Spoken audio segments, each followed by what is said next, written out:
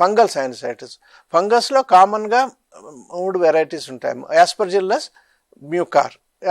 Mucor అన్నదేమో మనం Covid టైంలో ఎక్కువ చూసాం, బ్లాక్ ఫంగస్ అని పాపులర్ అయింది. అది యాస్పర్జిల్లస్ అన్నది కామనెస్ట్ ఫంగస్.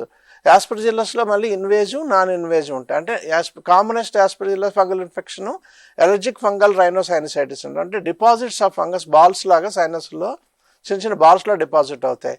వాటికి మనం సర్జికల్ క్లియరెన్సే చేయాలి, కానీ యాంటీ ఫంగల్ ట్రీట్మెంట్ ఎక్కువ అవసరం పడదు.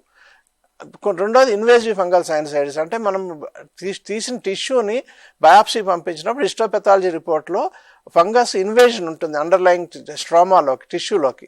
అలా ఏదైతే ఇన్వేజన్ ఉంటుందో ఫంగల్ ఇన్వేజన్ ఉన్న వాళ్ళకి anti fungal treatment, anti aspergillus treatment ఇవ్వాల్సి ఉంటుంది.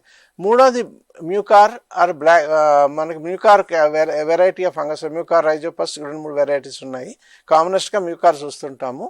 దాంట్లో మనం చూసుకునేది ఎక్కువ ఇన్వేజివ్, అది సీరియస్ లైఫ్ థ్రెటనింగ్. దానికి ఎక్కువ రాడికల్గా సర్జరీ చేసి అవసరమైతే 2-3 సర్జరీ సెట్టింగ్స్ అవసరం అవుతాయి.